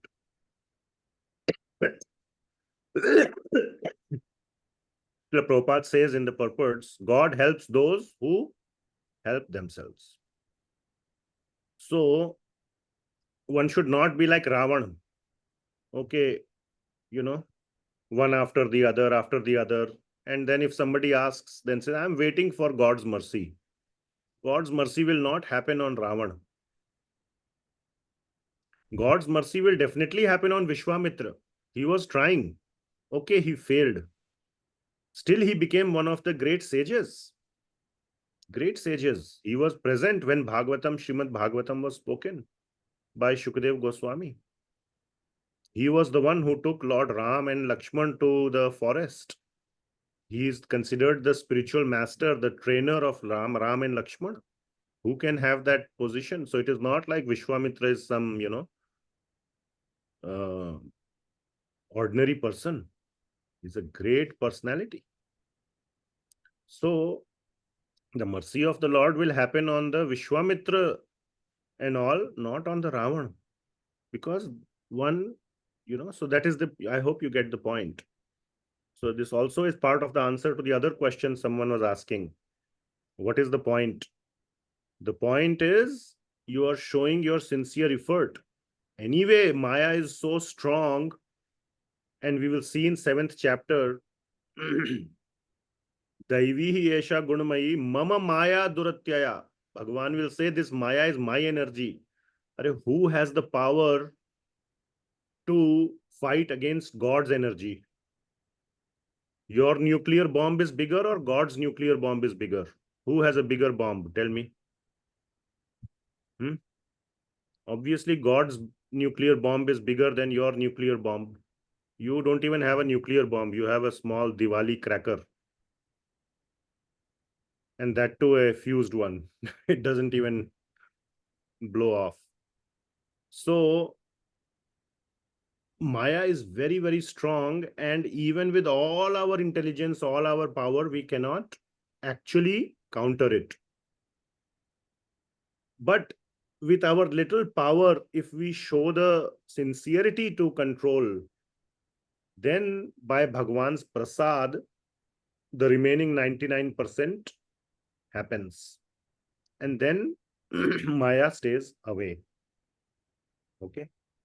So that is the meaning of 2.64, or the main, not the meaning, but the main essence of 64 is that Krishna shows his mercy to those who make the sincere effort.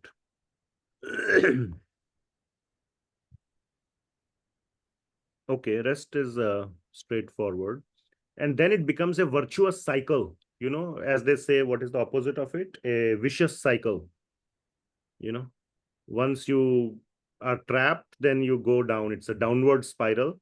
This is the opposite. It becomes an upward spiral. a virtuous cycle. How?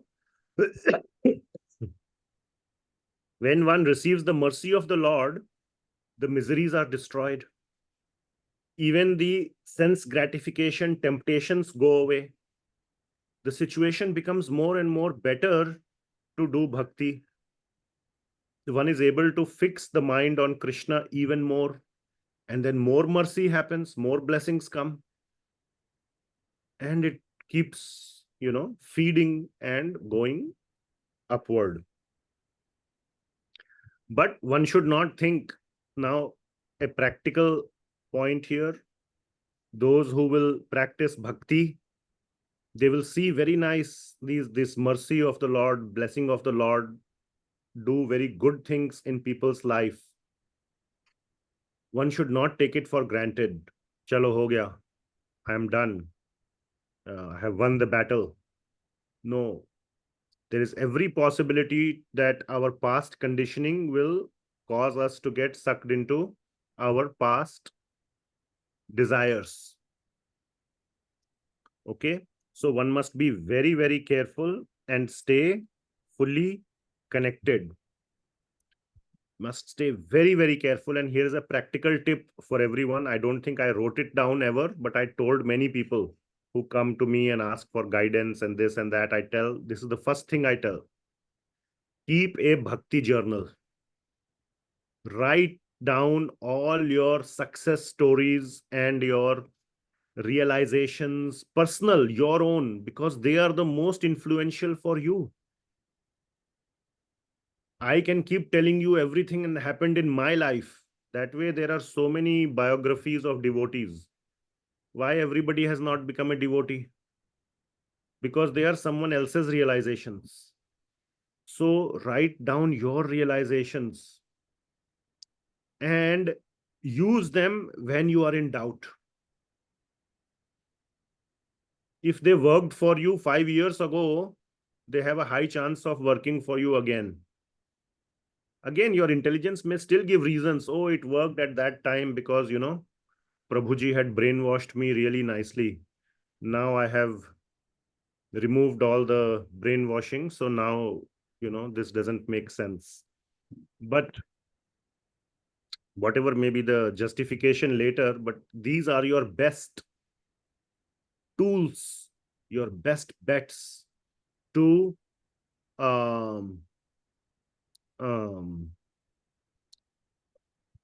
stay fixed.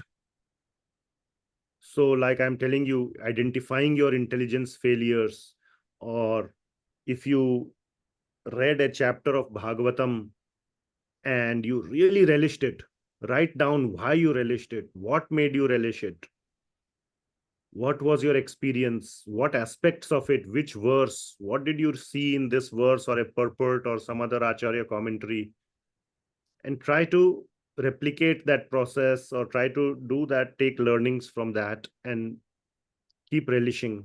Or in japa, some realization happened, or you really maybe you were trying to do, and one round of japa went really relishable. You never even you thought, oh my God, this is the japa everybody keeps talking about in the books. This is how now I can write a book on japa. I have felt like that sometimes, I do some very nice rounds and this is the one now. I should write a book on japa. Wow, this is the one. Then it doesn't happen again. But yeah, so like that, you should write it down. What was your situation, your circumstances, maybe very peaceful early in the morning. There was no stress. There were no emails waiting. Your mind was really absorbed, or maybe there was some suffering in your life and you were doing really strong japa because of that. There was no anya abhilashita shunyam, there was no material desires, you were just connected to Krishna.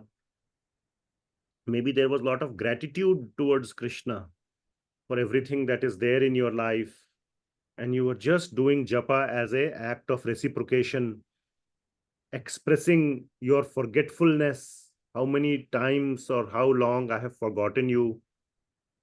This one japa I am doing as, small token of reciprocation for everything you have done for me. those thoughts that may come to the mind, write it down, and take inspiration from your own learnings in this way, and create that sincere. This is some tips on how to do sincere bhakti, and the virtuous cycle will begin. All right.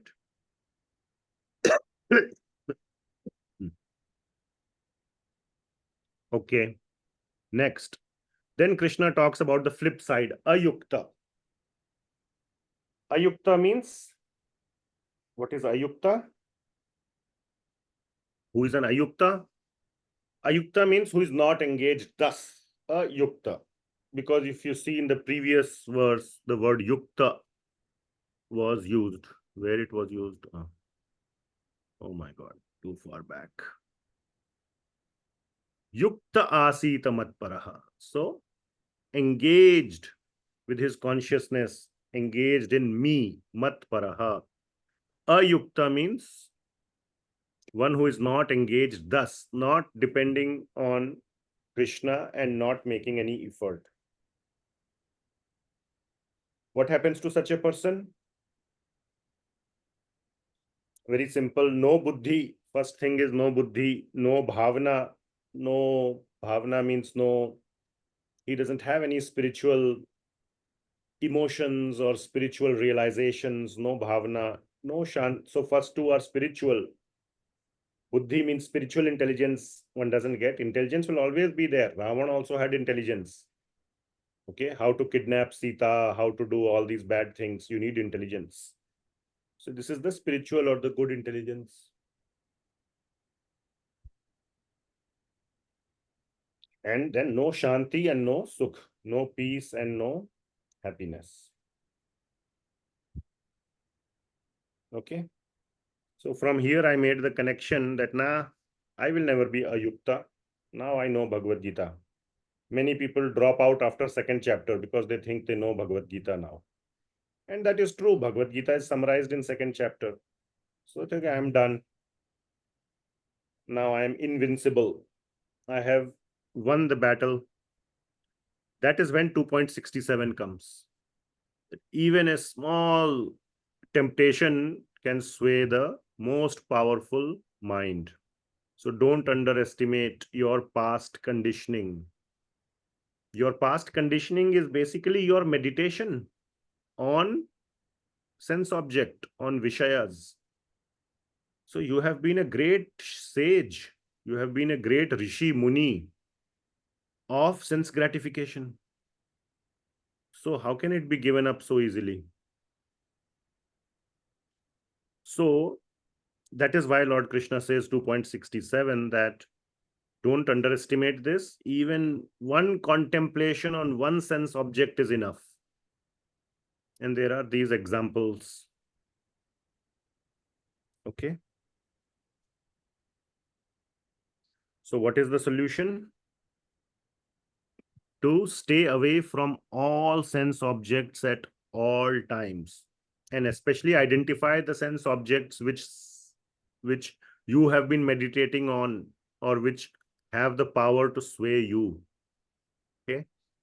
So stay away from those at all times, in all cases. No exceptions, not even once. That one time will be the downfall. Okay, you only need to fall once. Okay, so one downfall is enough. So, and the best way to stay away is to stay awith. Awith means, it's the opposite of away. Away means, awith means with someone. Awith what or awith whom? With Krishna. His devotees, his katha, his name, his dham, and so on. Staying in association of those who have controlled their senses. And 69 is a kind of a poetic verse. Okay. Says that what is night for all beings is the time of awakening for the self-controlled. And the time of awakening for all beings is night for the introspective sage. So which means you have to go look at the right place and the right time for such association. Okay, don't go looking out for devotees in the casinos of Las Vegas. Okay, there you will only find skinny clad women serving wine and beer, gambling, and breaking all the regulative principles. So, you want to go look for that. There is a time and place to look for what you are looking. So, the point of this verse, even though it sounds poetic, what is night for the time of all beings for awakening is the time of awakening for the self-controlled, and the time of awakening of all beings is night for the introspect. What it is trying to say is that if you want to go look for the sages, go look at the time and place where sages are present. Don't fool yourself. Okay, so go find the right association. That is the meaning. And there is a particular time, place, and all that, and you can get the help. All that is available. The biggest impediment is, do you want it? Deep down, whoever says, I cannot find, deep down it is that I don't want it, or I don't care enough. I care, but not enough.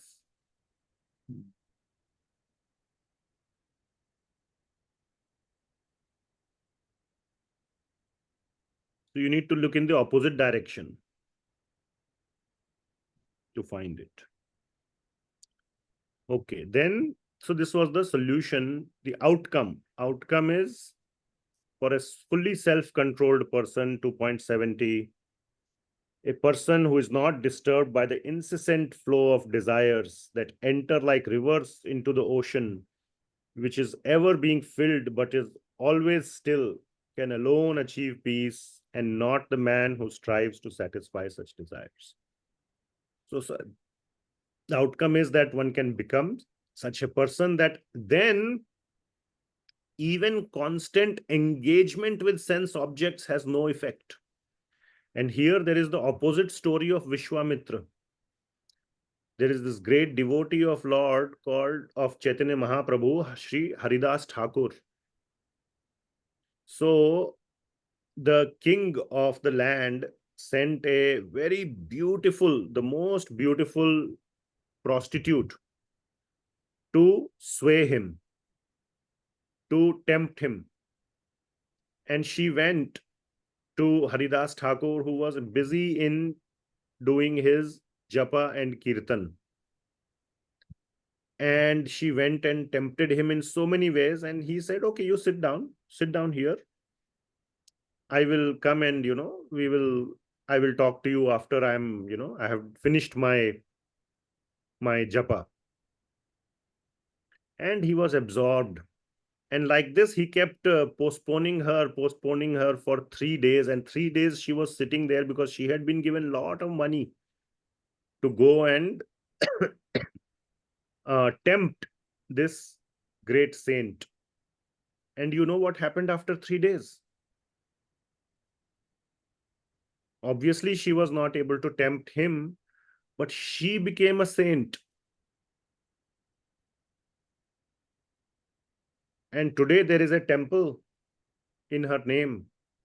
And she became a saint, such a great saint. People came and took diksha from her. She gave diksha. She became, she distributed the holy name to others. She became basically a saint.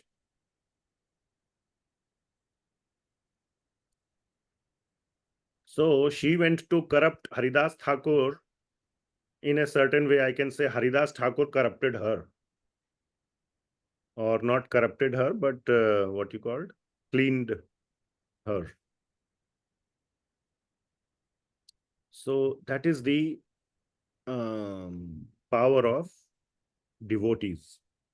So Haridas Thakur was not, so she was sending all these waves of like rivers But Haridas Thakur's mind was like an ocean.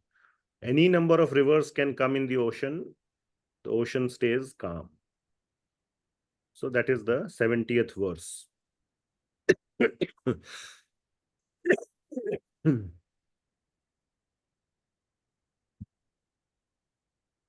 Okay, we are almost at the end.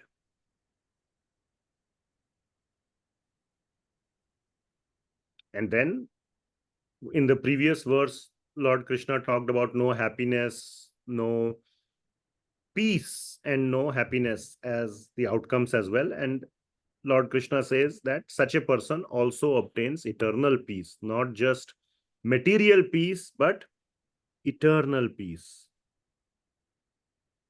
So 71 says, a person who has given up all desires for sense gratification, who lives free from desires, and who has given up all sense of proprietorship and is devoid of false ego, he alone can attain real peace.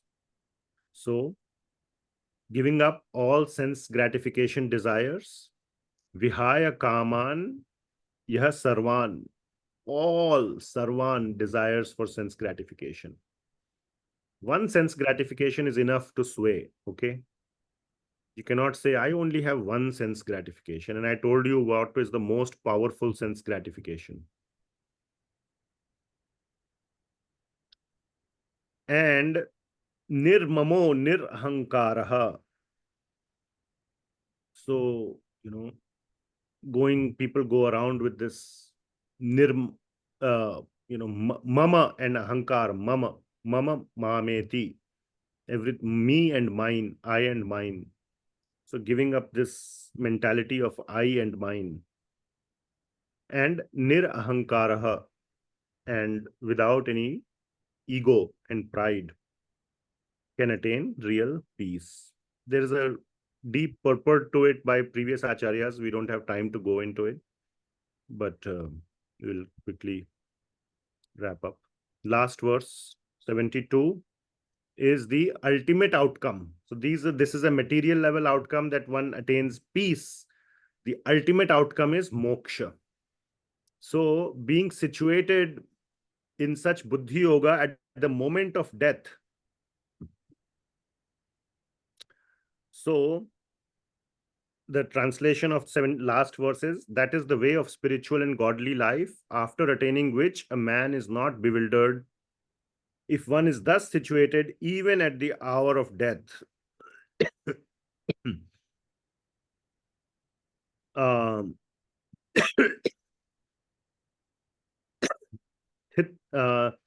Sthitvasyam antakalepi, at the antakal, at the time of death, Brahma nirvanam rachati.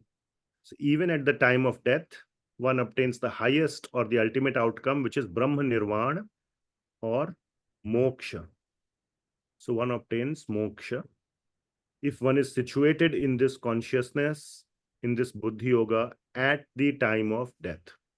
So therefore, lifelong practice is needed. And then one can very easily be situated in this consciousness at the time of death. And that will be the entry into the spiritual world.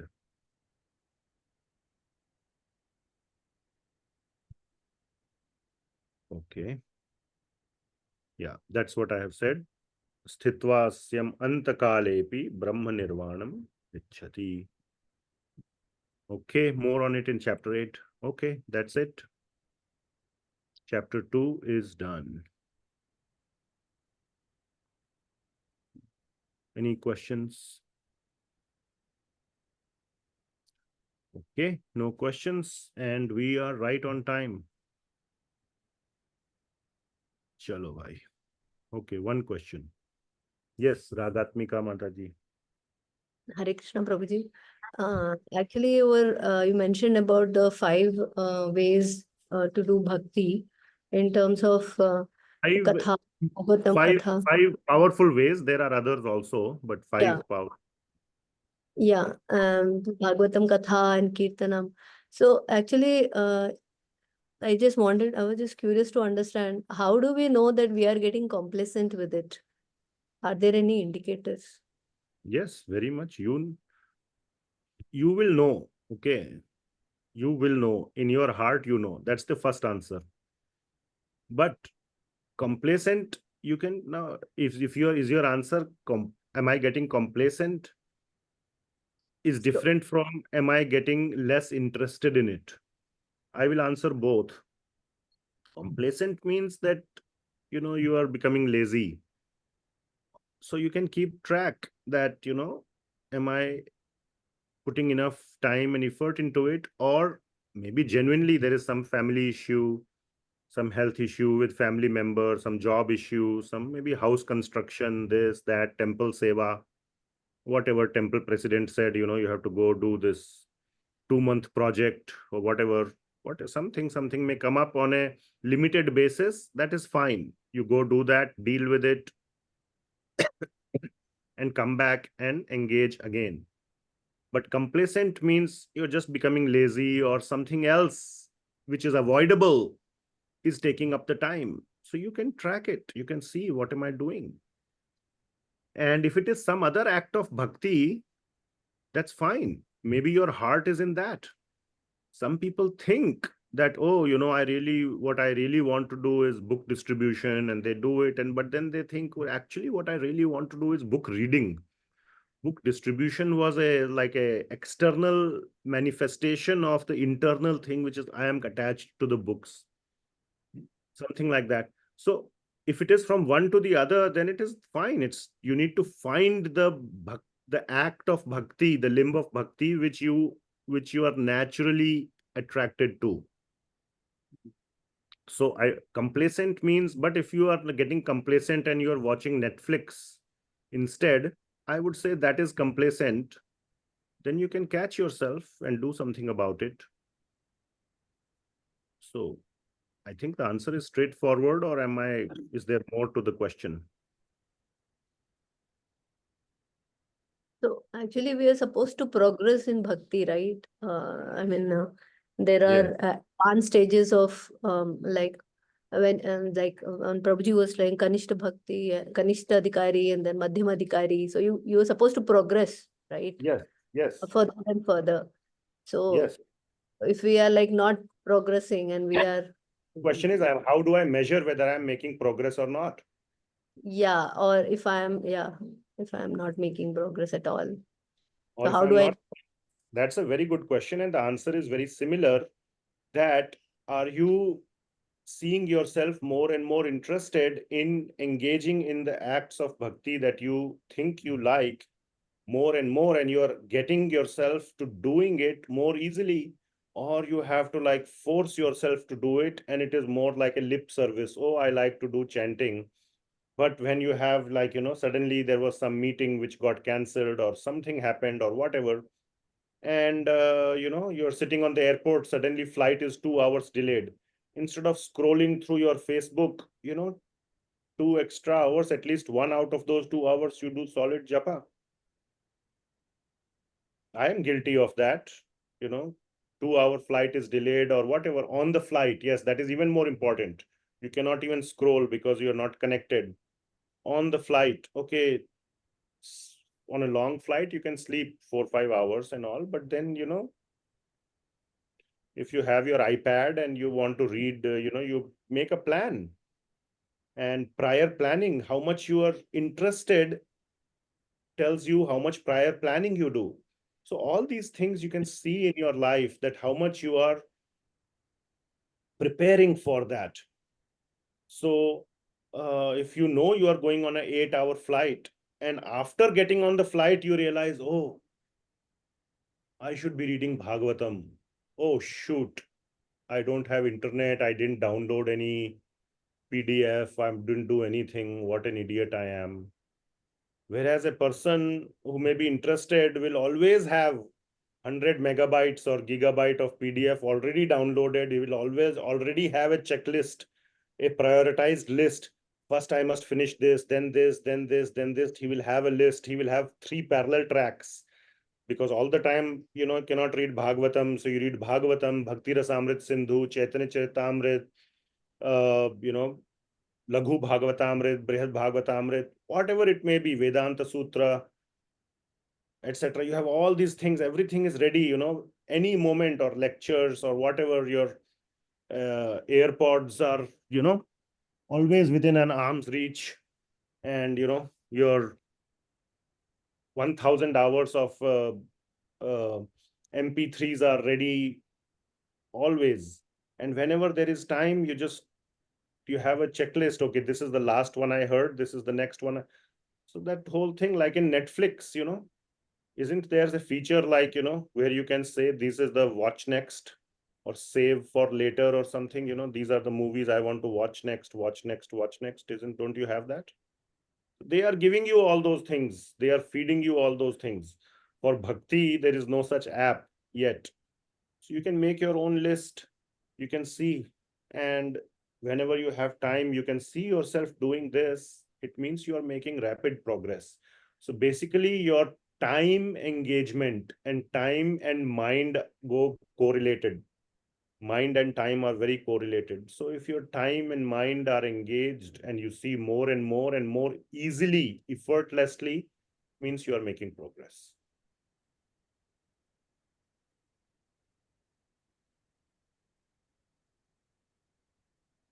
Sure, Prabhuji. Hare Krishna. Thank you. Yeah, please try this for some time if you have not. And you will see that, and it is, it will take some time to see, but you will, yeah. And the first thing is you need to have a few areas of bhakti that you want to invest your time in, that you really like. So you must identify and cultivate those. Water the plant, water the seed. Okay. All right. Okay, I don't see anything else. So we will conclude here. Thank you so much for joining, and thank you for giving me the chance to do some seva to Srila Prabhupada, to all the devotees of Bhagavan Shri Krishna, to the previous acharyas, to my Guru Janas. Thank you so much. Srila Prabhupada ki jai. Hare Krishna. Thank you, Prabhuji. Thank you, Mataji. Hare Krishna. Thank you. Hare Krishna. Thank you. Thank you, Prabhuji. Hare Krishna. Hare Krishna, Prabhuji. Hare Krishna, Prabhuji. Hare Krishna. Hare Krishna, Prabhuji. Thank you. Thank you. Hare Krishna. You are not well, sir? You are not well? Yeah, some cough is Thank there. you. Thank you. You are in Portland or India? I'm in India. Oh, okay. Thank you, Prabhuji. Hare Krishna. Hare Krishna. Hare Krishna. Okay, I will close the call.